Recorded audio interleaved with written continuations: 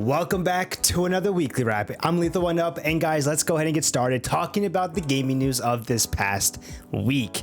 Now we got 5 pieces of news to go over. We got a mix of some Nintendo. We're gonna talk about Horizon Forbidden West. Let's go ahead and jump in with story number 1, and that is the best Zelda game in my opinion. Comes to Nintendo Switch Online Plus expansion pack. We're getting this from the Nintendo account over on Twitter.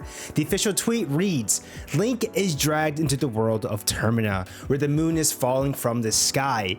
Relive the world's final 72 hours when The Legend of Zelda Majora's Mask comes to Nintendo Switch for Nintendo Switch Online Plus expansion pack members on February 25th.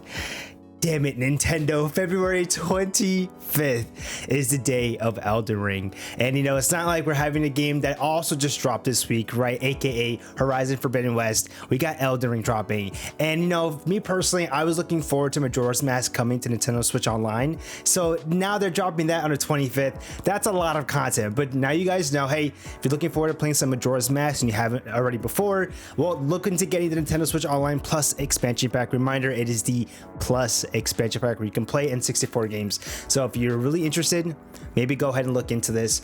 It's a really good game. Highly recommend it. Honestly, it's hard because Breath of the Wild came out and I thought that might be, and it's kind of it's hard to not argue that that's not my favorite Zelda game, but Majora's Mask is everything for me. I remember when I first played that on N64 and then definitely when it came out on 3DS, but Majora's Mask is a must play Zelda title, so go check that out, everybody.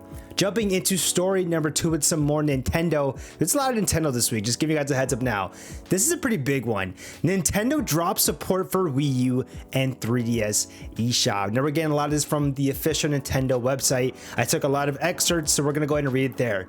As of late March 2023, it will no longer be possible to make purchases in Nintendo eShop for the Wii U system and the Nintendo 3DS family of systems. It will also no longer be possible to download free content, including game demos. Furthermore, as this date draws closer, related services will cease to function, and they list 2 different ones. As of May 23rd, 2022, it will no longer be possible to use a credit card to add funds to an account in Nintendo eShop on Wii U or the Nintendo 3DS systems. And then as of August 29th, 2022, it would no longer be possible to use a Nintendo eShop card to add funds to an account in Nintendo eShop on Wii U or Nintendo 3DS family of systems. However, it will still be possible to redeem download codes until late March 2023. Now here's the thing. This is kind of like gonna happen, right? This is, it's been years now, right? And Nintendo has clearly moved on to Switch, but it kind of happens, right? The old stuff that they still support to some degree will lose that support. And so this is supposed to kind of happen, but at the same time, it's kind of hard, to kind of like something like this or be okay with something like this when they have such amazing games that are only available on those systems. And that's where the big issue is right now, where everybody's not really happy about. Same thing happened, right, when Sony decided to do the same thing with the PSP, right, and the PS3 support, but then they reversed it. The question is, will Nintendo reverse its decision? I highly doubt it. Most likely it's not going to happen, but be prepared. If you have any favorite games, you might want to go ahead and get them before it's too late. It does come back to the question of game preservation, right? And where does Nintendo lie on this whole thing? Especially, when they like to talk about their history, right? What they're known for, right? They have such amazing legacy titles, and certain titles are only available on the Wii U and 3DS. Seeing that go bye-bye is a pretty big thing, but we'll kind of have to see what happens. But don't be surprised if nothing actually happens. But yeah, it's a pretty big no-no. And speaking of which, we got more Nintendo news. Jumping into story number 3, Nintendo's president shares insight on the Switch lifespan and successor. This is from Tom Ivan over at VGC. Now the article breaks it down like this. Nintendo president Furukawa said that any successor to Nintendo Switch must be able to offer consumers new forms of entertainment. That's the only way we're going to be seeing a new Switch, if it can do that.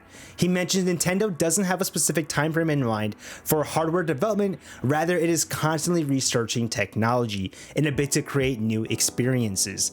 Nintendo hopes the console still has another 4 years on the market, insisting that the Switch is only in the middle of its life cycle. Now, and it makes sense after hearing that, right? they obviously can see that the Switch is doing great. We've seen that Switch games, especially Mario Kart, for whatever reason, not even, I shouldn't even say that, just everybody wants to play Mario Kart. So that game is doing wonders. And a lot of Nintendo games are doing wonders right now. Switch is actually at the peak, I think, as it's ever been.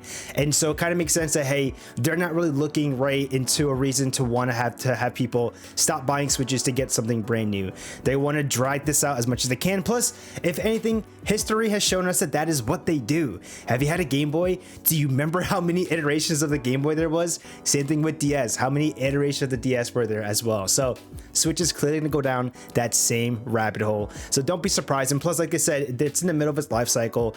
I can easily see us getting the Switch Pro, right? If there was some discussion, Switch 2, right? We're just going to jump into Switch 2 at this point. No, clearly they think there's like at least 4 more years of the Switch's lifespan, which means maybe next year or the year after that, we could see at least a Switch Pro. I would think more sooner than later.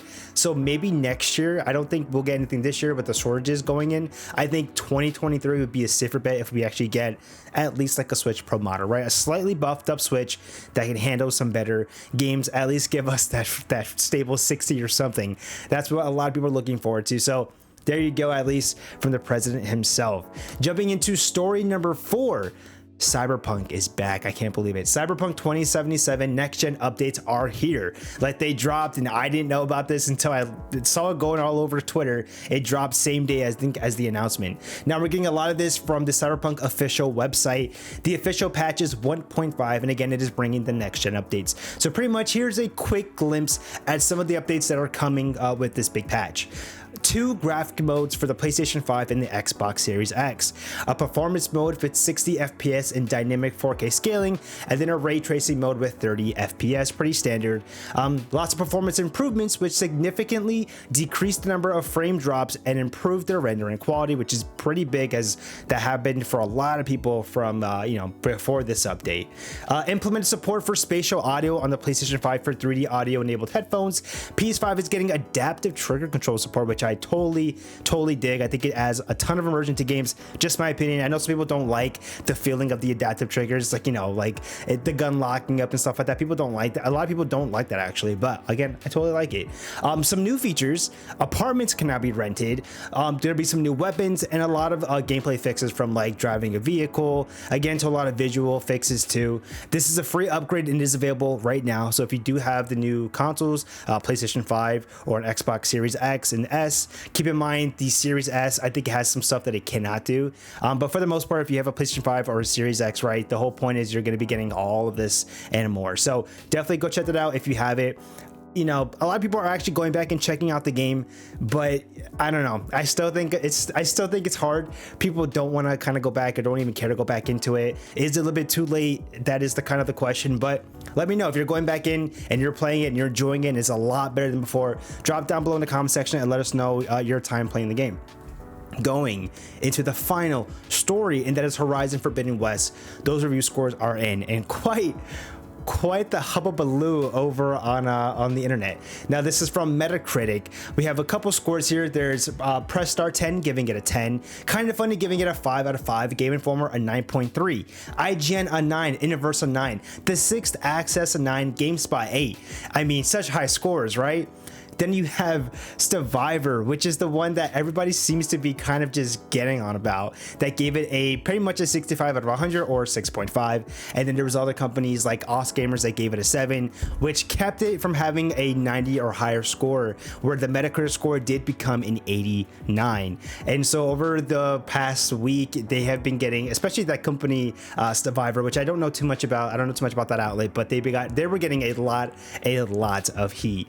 But again, reminder, an 89 is a great score. I don't know where the confusion happened, where people think that 89 isn't a good score. 89 is a fantastic score. Now, I can understand that people wanted to see, Horizon Forbidden West, just go at least 1 point higher than its predecessor. Horizon Zero Dawn actually got 89 as well, and so they kind of both got the same score.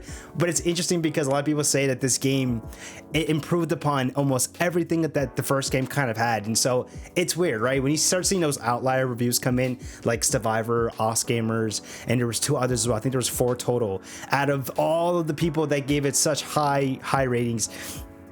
I don't know. I can kind of I can understand the hate, but at the same time, it's a review, right? It's an opinion. You can't really get mad about that. Everybody's gonna have their take on the game, but just honestly know that hey, the game got an 89, and literally like the other 90 or so review scores are all super positive with high, pretty much high review scores.